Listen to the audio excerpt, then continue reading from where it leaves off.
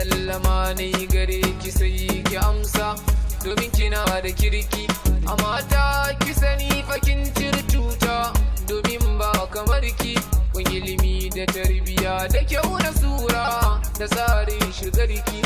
Ya rahama ko a lahira sunanki ake ta yin doki, rahamar ubangiji dukkanin bayi ita muke nema.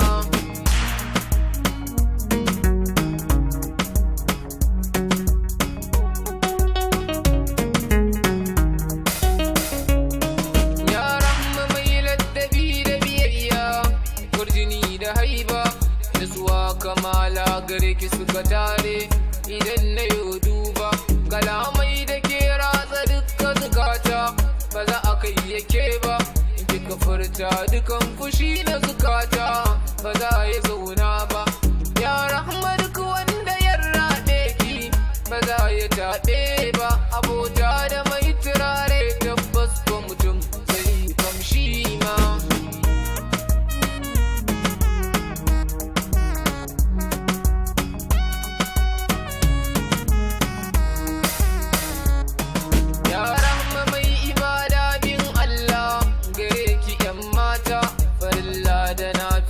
Duka kin dauka ga yawan kyauta kike yi kamar zuba na ruwan nan da kasa ke azurta, kuma ki bai wa mai sanki har mai kinki san ba kya mugunta.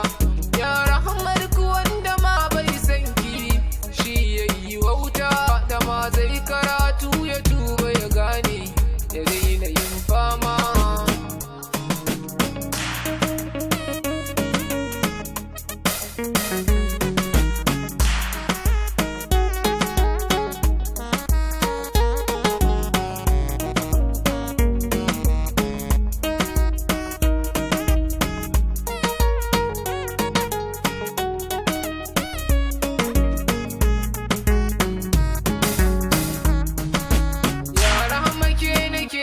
Baitoci na isa da girma, matsayin ki ne yasa nake yaba miki dai kina da alfarma.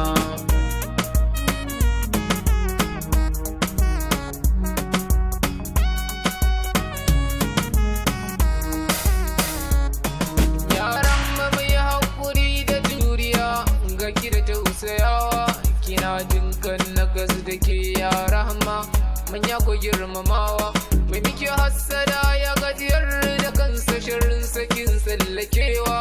Hassadarsa a gare ki ta zama taki, don tunikin wucewa. Ya rahama ai dole ne na zuga ki, ba ni hutawa, don wani kayan sai dai amale ya ɗauka, ta ki ko sai loma.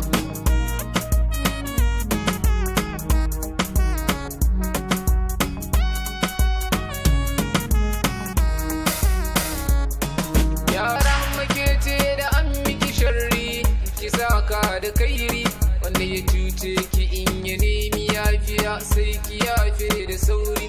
A kullum fake dogaran ki Allah, san baki yin sauri.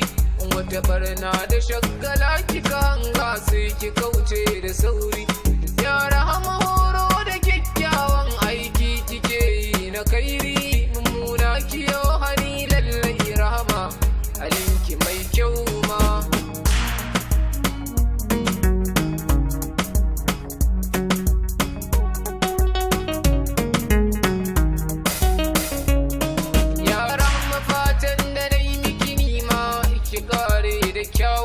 Sharrukan da ke cikin zamani ma gare ki duka sukkau, sannan miji na gari wanda ba shi da aibu ubangiji ya kawo, ya baki zuri'a na gartatta sannan farin ciki ya kawo.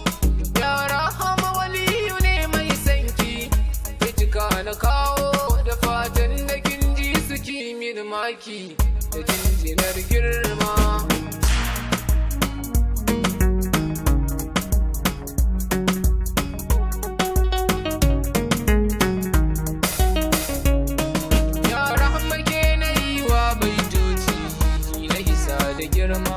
Matsayin ki ne ya sani ne ba miki dan kina da alfarma.